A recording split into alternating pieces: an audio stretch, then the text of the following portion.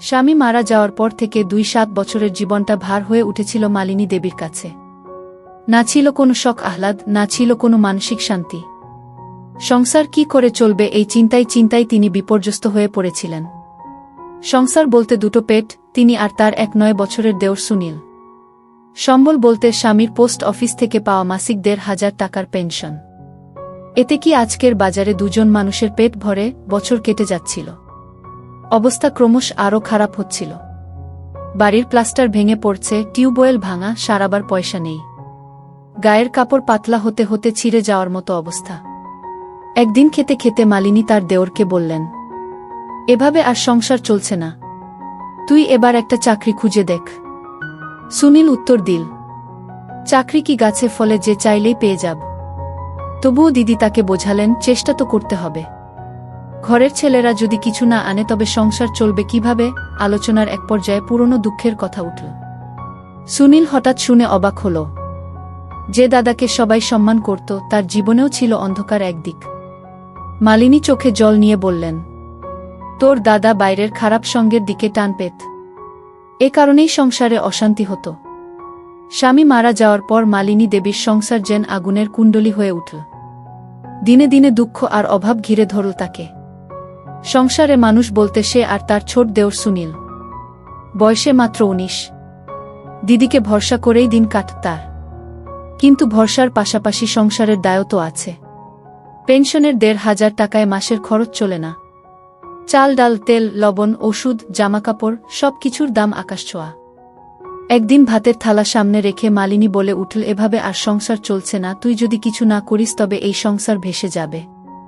সুনীল কিছুক্ষণ চুপ থেকে উত্তর দিল, চাকরি কি গাছে ফলে যে ইচ্ছে করলেই পেয়ে যাব? তবে চেষ্টা করব দিদি। কথার ভেতরেও তার চোখে মুখে ছিল অদ্ভুত দ্বিধা। মালিনী তখনও বিশ্বাস করতে পারছিল না এই ছেলে আদৌ পারবে কিনা। কিন্তু সময় তো থেমে থাকে না। কয়েকদিন পর থেকেই সুনীল কাজের খোঁজে নামল চারদিকে। কখনো বাজারে গিয়ে লোকেদের জিজ্ঞেস করে ছোটখাটো কাজ আছে কিনা, কখনো আবার স্কুলের সামনে দাঁড়িয়ে টিউশনের খোঁজ করে। তবু তেমন কিছু হচ্ছে না। এদিকে ঘরে অভাব চেপে বসছে আরও। এক রাতে অন্ধকার ঘরে খেতে বসে মালিনী আবার পুরনো দিনের কথা টেনে আনল। সুনীল অবাক হয়ে শুনল তার দাদা নাকি নেশায় আসক্ত ছিল। বাইরের খারাপ সঙ্গেই সংসার ভাঙত, অশান্তি হতো। এতদিন যে মানুষটাকে সে দেবতার মতো মানত, আজ হঠাৎ যেন ভেঙে পড়ল সেই বিশ্বাস। মালিনী কান্না চেপে বলল, ওইসব আড্ডা আর নেশায় ওকে শেষ করে দিল। হঠাৎ হার্ট অ্যাটাক হয়ে গেল, সব শেষ। আমি পড়ে রইলাম একা। সুনীল সেই রাতেই প্রতিজ্ঞা করল সে আর বসে থাকবে না। যতই কষ্ট হোক কিছু একটা করবেই। পরদিন সকালেই সে বেরোল এক অচেনা পথের দিকে। কাজের খোঁজে হাঁটতে হাঁটতে হঠাৎ একটা দোকানে চোখ পড়ল। ছোটখাটো একটা হার্ডওয়্যার দোকান। দোকানদার লোকটিকে দেখে জিজ্ঞেস করল, কাজ খুঁজছ? সুনীল মাথা নেড়ে হ্যাঁ বলতেই লোকটা বলল, দোকান গুছিয়ে বসিয়ে দেওয়ার জন্য একটা লোক লাগবে। টাকা কম, তবে প্রতিদিন খাওয়া দাওয়া জুটবে। সুনীল এক মুহূর্ত দেরি না করে রাজি হয়ে গেল। সেই দোকানেই শুরু হলো তার নতুন জীবন। দিদিকে খবর দিয়ে সে খুশিতে ভরে উঠল। মালিনীর চোখে তখন আশার আলো। তবে তার মনে ভয়ও কাজ করছিল, বাইরের দুনিয়া যেমন কঠিন তেমনি প্রলোভনে ভরা। সুনীল সেই প্রলোভনে টিকতে পারবে তো? দিন কেটে যেতে লাগল। কাজ শিখতে শিখতে সুনীল দোকানদারের বিশ্বাসও পেতে শুরু করল। কিন্তু এরই মাঝে একদিন হঠাৎ বাড়ি ফেরার পথে তাকে ঘিরে ধরল কিছু ছাচরা ছেলে। তারা বলল, আয় আমাদের সঙ্গে চল। এখানে এভাবে খাটনিতে কিছু হবে না। আসল টাকা কামাতে হলে আমাদের দলে যা।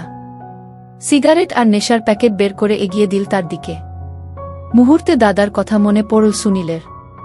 চোখে ভেসে উঠল দিদির কষ্টভরা মুখ। সে ঠান্ডা গলায় বলল, তোমাদের পথে আমি যাব না। আর দ্রুত বাড়ির দিকে পা বাড়াল। কিন্তু ছেলেগুলো হাসতে হাসতে বলল, বেশিদিন এভাবে টিকতে পারবি না রে। এই কথাগুলো তার মাথায় ঘুরপাক খেতে লাগল। বাড়ি ফিরে দিদির মুখ দেখে সে আবার দ্বিধা হল। সে জানত সামনে আরও অনেক লড়াই আছে। সংসার টেনে তুলতে হলে তাকে কেবল পরিশ্রমী নয়, রক্তের ঘামে দাঁড়িয়ে থাকতে হবে অটল হয়ে।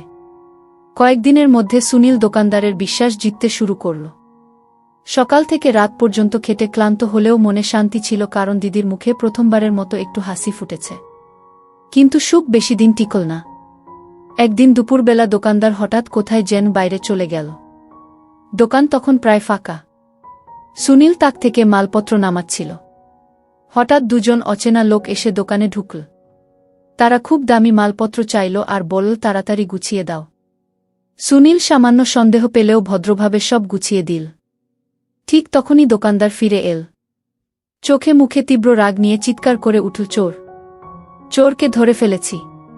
সুনীল হতভম্ব হয়ে গেল। দোকানদার বলল, এই ছেলে আমার মাল গোপনে বের করে দিচ্ছিল ওই দুই ছেলের হাতে। মুহূর্তে চারদিক থেকে লোক জড়ো হয়ে গেল। সবাই গালাগালি শুরু করল। কেউ বলল, এতদিন ভদ্র সাজছিল, আসলে চোর। কেউ আবার বলল, দিদি, দেওরের সংসার তো ভাঙা, এখন বুঝি টাকার লোভে এ কাজ করছে। সুনীল প্রাণপণে বোঝাতে লাগল, আমি নির্দোষ। আমি তো শুধু মালপত্র গুছিয়ে দিচ্ছিলাম। কিন্তু কে শোনে কার কথা? দোকানদার পুলিশের কাছে দেওয়ার হুমকি দিল। সেই মুহূর্তে ভিড়ের ভেতর থেকে এক বৃদ্ধ এগিয়ে এল। সে বলল, আমি দূর থেকে সব দেখেছি। ছেলেটা কাউকে কিছু দেয়নি, বরং ওই দুজন লোক সন্দেহজনকভাবে পালিয়ে গেছে। কথাটা শুনে সবাই থমকে গেল। দোকানদারের মুখ রং বদলাতে লাগল। সুনীলের বুক ধরফর করতে লাগল। এত বড় অপমান সে জীবনে ভাবেনি। চোখে ভেসে উঠল দিদির মুখ। যদি দিদি এ খবর শোনে তাহলে কি হবে? অপবাদ কতটা ভয়ঙ্কর হতে পারে সে যেন প্রথমবার টের পেল। দোকানদার পরে গলা নামিয়ে বলল, ভুল বোঝাবুঝি হয়েছে। কিন্তু ততক্ষণে আশেপাশের মানুষ অনেক কথাই বলে গেছে। সুনীল জানল এ লড়াই শুধু অভাবের নয়, সমাজের অপবাদ, সন্দেহ আর ষড়যন্ত্রের সঙ্গেও লড়তে হবে। সেই রাতেই দিদিকে কিছু না বলে চুপচাপ বসেছিল বারান্দায়। চোখের কোণে জমে থাকা অশ্রু আর বুকের ভিতর জমে থাকা প্রতিজ্ঞা একসাথে ঝড় তুলছিল। সে জানত রাস্তাটা ভয়ঙ্কর দীর্ঘ, কিন্তু তবুও লড়াই থামানো যাবে না। সেদিনের ঘটনার পর থেকে সুনীলের ভেতর এক ধরনের অদ্ভুত অস্থিরতা বাসা বাঁধল। দোকানদারের মুখের ওই অপবাদ যেন এখনও কানে বাজছে। দিদিকে সে কিছু বলেনি, কিন্তু মালিনী বুঝে ফেলেছিল ওর ভেতরে অশান্তি। রাতে খেতে বসে হঠাৎ বলল, কিছু হয়েছে সুনীল? তোর চোখে কেন এত দুঃখ? সুনীল মাথা নেড়ে বলল, না দিদি, কিছু হয়নি। কিন্তু চোখের জল গড়িয়ে পড়ল ভাতের প্লেটে। মালিনী আর জোরাজুরি করল না। সে জানত সংসারের বোঝা যেমন ভারী তেমনি ছেলেটার কাঁধে এখন পুরুষের দায়িত্ব। দিনগুলো আস্তে আস্তে কেটে যাচ্ছিল। দোকানে কাজ চালাচ্ছিল সুনীল, কিন্তু তার প্রতি দোকানদারের ব্যবহার পাল্টে গিয়েছিল। প্রতিটি কাজে সন্দেহ, প্রতিটি কথায় তাচ্ছিল্য। একদিন হঠাৎ দুপুরে দোকানদার তাকে বলল, শোন সুনীল, আজ থেকে আর তোর দরকার নেই। যা অন্য কোথাও গিয়ে কাজ খুঁজ। সুনীল স্তব্ধ হয়ে গেল। কোনো ভুল প্রমাণ ছাড়াই কেবল সন্দেহের জেরে সে আবার বেকার হয়ে পড়ল। পকেটে এক পয়সা নেই, বাড়ি ফেরার পথে চোখে অন্ধকার নেমে এলো। মনে হচ্ছিল জীবনের সব দরজা বন্ধ হয়ে যাচ্ছে।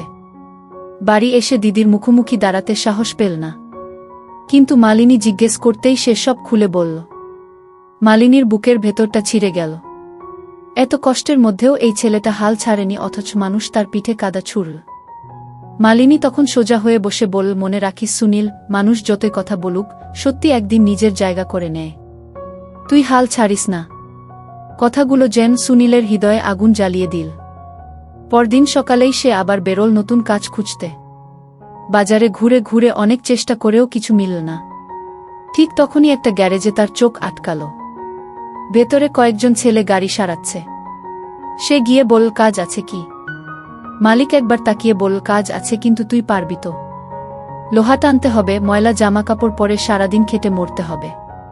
সুনীল বিন্দুমাত্র দেরি না করে রাজি হয়ে গেল। সেই দিন থেকেই শুরু হলো তার গ্যারেজের জীবন। তেলের গন্ধ, কালো ধোয়া, হাত কেটে রক্ত পড়া, সবকিছু শীতে শিখল সে। ধীরে ধীরে কাজে হাত পাকাতে লাগল। মালিকও খুশি হতে লাগল। কিন্তু সমস্যা তৈরি হলো অন্য জায়গায়। গ্যারেজের কিছু ছেলে রাতের পর রাত মদের আসরে যেত। তারা বারবার ডাকত সুনীলকে। বলতো, আয় না ভাই, তুই তো তরুণ, মজা কর। মেয়েসব ছাড়া কি আর জীবন? প্রথমে সুনীল এড়িয়ে যেত, কিন্তু এক রাতে তারা জোর করে টেনে নিয়ে গেল। অন্ধকার ঘরে ঢুকেই সুনীল স্তব্ধ হয়ে গেল। টেবিলে মদের বোতল, ধোঁয়ায় ভরা পরিবেশ আর অচেনা কিছু মেয়ের হাসাহাসি। সে ভয়ে বেরিয়ে আসতে চাইলে একজন তার কাঁধে হাত রেখে বলল, ভয় পাচ্ছিস কেন? এভাবেই তো মানুষ বড় হয়। সুনীলের মাথার ভেতর দাদার মুখ ভেসে উঠল। দাদার মতো যদি সেও এই পথে পা বাড়ায় তবে সংসার শেষ হয়ে যাবে। হঠাৎ সে জোরে ধাক্কা মেরে বাইরে বেরিয়ে এলো। গ্যারেজের ছেলেরা পিছন থেকে চিৎকার করে গালাগালি করল। কিন্তু সে আর পিছন ফিরে তাকাল না। দৌড়াতে দৌড়াতে বাড়ি ফিরে এলো। বারান্দায় বসে হাঁপাতে হাঁপাতে মনে মনে বলল, না, আমি দাদার মতো হব না।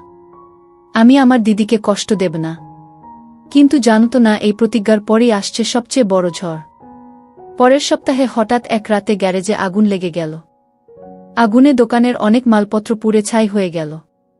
আর আশ্চর্যজনকভাবে লোকেরা সন্দেহের আঙুল তুলল সুনীলের দিকে। কারণ সেদিন রাতেই সে কাজে ছিল না। কেউ বল, নিশ্চয়ই প্রতিশোধ নিতে সে আগুন ধরিয়েছে। মালিক ক্ষিপ্ত হয়ে পুলিশে খবর দিল। পুলিশ এসে সরাসরি ধরে নিয়ে গেল তাকে। হাতকড়া পরার মুহূর্তে সুনীলের চোখে শুধু একটাই ছবি ভেসে উঠল, দিদির কাপা মুখ।